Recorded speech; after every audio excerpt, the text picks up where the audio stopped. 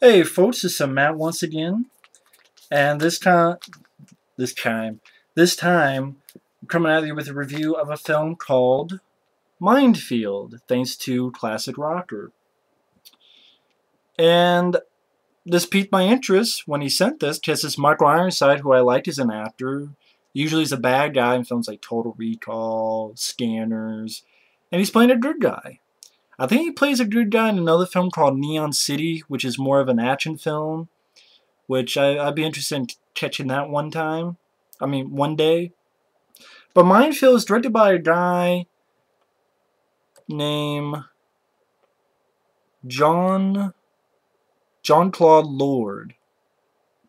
Now, this guy actually went on to direct a couple films, including, well, actually no, the films he had directed before this: Eddie and the Cruisers 2, The Vindicator, and Visiting Hours, which also had Michael Ironside as a villain, and William Shatner. And then The Vindicator, which I know my friends Mike and Effrey enjoyed.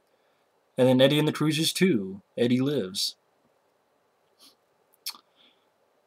Now, this film came out in 1989, and right at the bat, I'm going to say I think this film is kind of lame. To be honest, I mean, at the end of the day, that's really my opinion. Like, it's like, what's your quick opinion? I thought this film was lame. I mean, the film, really not much to it. I mean, it's like, cool, Michael Ironside got to be a good guy, and then it's for a pretty nothing movie. You get this text at the beginning that there's a CIA had developed this way to induce amnesia, and the reason they did this is so they can wipe people's memories for interrogation, or to let them know that they weren't interrogated at all, or also maybe to help create assassins.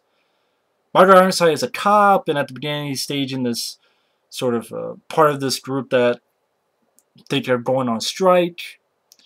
He has a past, something about his father. He thinks his father was murdered, but then later on you find out that his father had committed suicide. And at times he gets these flashes. At the same time, Christopher Plummer is this doctor who's being sort of trying to be indicted by this female lawyer that this guy fucked with people's heads and fucked with their brains, and of course you can figure out, I wonder if Michael Ironside got his brain fucked with, and you're right, he did. Michael Ironside meets with this female lawyer who is also on another case, and one thing leads to another, there's this robbery. And Michael Ironside pulls out his gun, caps a few motherfuckers, and some get away. And before they get away, they take this guy, they shoot him in the mouth. And you only see the after effect. Now, this film is like trying to do different things. Like, you have this thing that you think is dealing with mob connections, but at the same time it's not really, but that's what you're supposed to think at first. Because you have this account of this guy who's killed, and then this guy is killed. And they look at his place, they find this key to the sex shop, and they talk to the guy who runs the shop. It's like, well, these people worked with this mob guy, and then they talk to this mob guy, and we get to see briefly Michael Ironside's ass, which was something I didn't need to see. And he actually goes to the sauna with this mob guy and talks with him, and that leads him to another guy who they find this doctor that's been hanged. I think that happens a little bit before the scene. Then you have a little bit of love shtick with the female lawyer, and they get in bed, and they fuck. And one thing leads to another, and Michael Ironside goes to the guy who was shot in the mouth, gets his safety deposit box, and there's this can of film. And they watch the film, Michael Ironside and his partner, and they realize it's these tests being done by Christopher Plummer, and one of them happens to be Michael Ironside's character when he was younger. You know, this sort of shock therapy to try to make them assassins, and some rejected, like Ironside's character ultimately did, and some accepted, which I'll get into someone who did accept it. It's supposed to be the surprise thing. When they leave His partner gets in the car, it blows up. You have a little bit of shootout because the explosion knocks Michael Ironside down. And they try to get the film, but Michael Ironside gets up, shoots at them, shoots one. Of course, the cops don't believe him because they find out he's been with a psychiatrist about his flashes. Yada yada, one thing leads to another. He gets to this computer, and Christopher Plummer shows up. Him and these hitman who killed Michael Ironside's partner, who's been killing all these people because of that film can. They want that film can because it's evidence. They're like, okay, they figured that the female lawyer has it, so they're going to shock Michael Ironside so that he forgets what happened today. But then he rejects that, so they're going to try to make it so that he kills himself. Michael Ironside fights it off, headbutts a guy, escapes.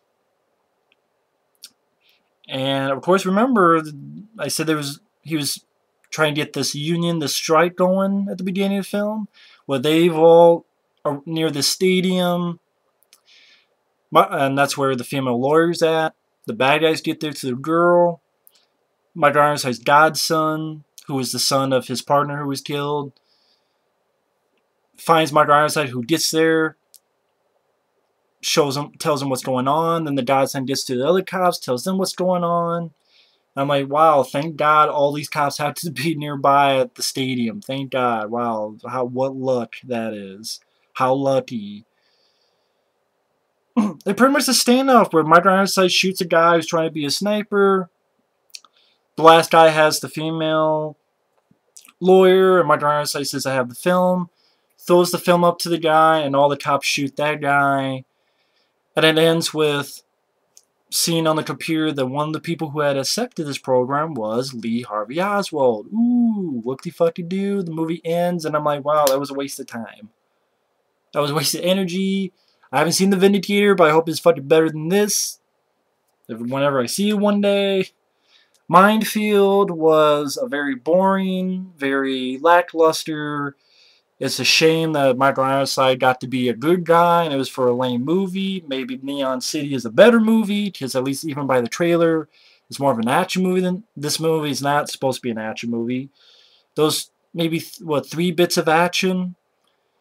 The one where at the robbery, the one where his partner gets killed, and then the ending. It's like little bits. The mystery isn't that interesting, just dealing with mind control. When you see flashes, you already can tell that Christopher Plummer's involved with this. You can already pretty much guess what's going on, that his mind was fucked with. And it really doesn't lead much to anything. It's not much of a mystery. The story's not that interesting. The trailer made it seem like more interesting than the movie really was. Christopher Plummer's wasted in a nothing role. The female lawyer is a big pile of nothing. Michael Ironside's partner is nothing. It's just a routine investigation going from A to B to C. And for a finale that's very contrived, it's like, yeah, it just so happens that all these cops are over here. So thus they could all shoot the bad guy. And they all know that Michael Ironside's not as crazy as some people thought he was. And I think Michael Ironside Michael Ironside's the voice of Sam Fisher in the Splinter Cell video games, who's a hero. So, just listen to those, or I don't know, maybe Neon City's better, but it's a waste. And it's a lame movie, and it's not worth the time to watch. I know my friend Mike, OCP, was curious about this film. Hey, I don't blame him, I was curious. Michael Ironside's a good guy, but hell, what do I know? Give it a watch. See what you feel about it. If you can find this. I don't even know if this film's even on fucking DVD or anything, but I'd never watch this film again, to be perfectly honest. Never watch this film again, ever. Film, it's a waste. So, not much of anything to be... Hell, I'm fucking cleaning up my CD case and straighten it out instead of talking about this film. That's how much interest I have in the movie. And I told the whole movie, people, well, you just told the whole movie. Yes, I told the whole movie, so no one has to waste their time watching it, because there's nothing else to it. Mindfield, Not much to it. I mean, it's made for direct-to-video, but it could just as easily been made for TV with the production value. It's just a pile of nothing, and it is a 4.2. I understand why it gets a low rating. I understand that perfectly now. It's just not much of anything. So, it's too bad. I mean, I've seen films like Murder by Phone, Richard Chamberlain. That's interesting.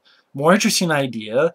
More fun with the phone fucked up people, with the killer using something to fuck up people, and Richard Chamberlain does a better acting job. It's not that Michael Ironside sucks, it's that the script he's given just doesn't give him much to do. Michael Ironside is a great actor. That's why I think he can make a great hero, but it just this script does nothing for him. Nothing at all. Nothing to play with. Nothing at all, which is a shame. But that's my little quick rant on Mindfield.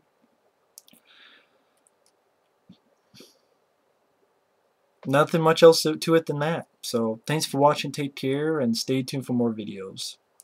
Later.